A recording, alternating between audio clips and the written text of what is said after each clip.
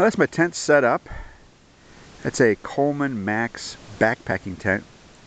Has a 3-pole arrangement, so it's pretty strong in the winter. I've had it with some snow on it, and it's done pretty good actually, with like 2 or 3 inches of snow falling on it. There's my backpack, and then you walk back a little further here. Connected with some poles up to my pulling sled, and that's what I've been using to pull most of my gear. I just have my sleeping bag and a few other items in my backpack. I'm only just using my backpack just to for a harness to be able to pull the sled, and then my hiking poles. I'll walk around the tent here, kind of just let you see what it looks like. I was almost no wind at all, so I didn't bother setting up the pulling out the on the rain fly, the pullouts for the fly itself. There's almost no wind at all. It's a pretty good little tent. It's they claim it's a 2-person tent, but this is it's enough room for just me and my gear, and that's about it. But the 3 poles, you know, it's able to hold up with snow load pretty good. I wouldn't take an Arctic expedition, but for for camping here in central northern Illinois, it's just fine. Then over there, what I have is my my cooking and my fire area. I'll walk you guys over there.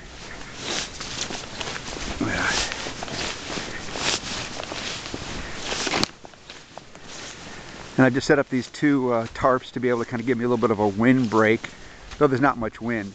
But I'm hoping is going to happen is when I cook with this when I cook. Well, I've already cooked here, had lunch, but when I have a fire here, I'm hoping that this is going to be able to give me a little bit more warmth as the heat's reflected back.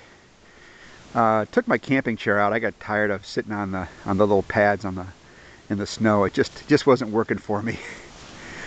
I'm gonna try this guy out here too. This is basically for a charcoal. It's an 18-inch charcoal tabletop grill. I'm gonna use it for wood. I've burned wood in it once, and it's been okay. The idea is I don't want to burn the ground itself and cause a scar on the ground. So it doesn't weigh very much, and the idea is trying to promote leave no trace and not leave a scar on the earth. It's about I think it's about 6 inches suspended above the ground, so it will kill the vegetation below, but it doesn't seem to. But the vegetation needs to come back really quickly because I don't think the ground itself is actually sterilized. So I'm going to try using that as much as possible whenever I'm canoe camping or I'm winter camping. I can pull it on the sled. I'm going to use that as often as I can. Try to encourage people themselves to use something like that to keep from making new fire rings in areas that shouldn't have fire rings, so on and so forth. Over there has been my little trusty snow shovel. This thing has been unbelievably helpful. It helped me clear out an area for my my tent. Then also helped me clear out an area for this little cooking / fire ring area. So these are just cheap Walmart 5x7 tarps. I just strung it to some trees here. The idea being that kind of keep the wind off you, and hopefully in the evening when I've got a fire going, try to reflect some of the heat back so it's a little more comfortable in here. All right, well, I'm going to go get some wood for wood processing, and then I'm going to go for a hike and do a little exploration on the island here. And then we'll have some dinner, and I'll make it an early night because my wife wants me back to do some shopping tomorrow. So, catch you guys later. Bye-bye.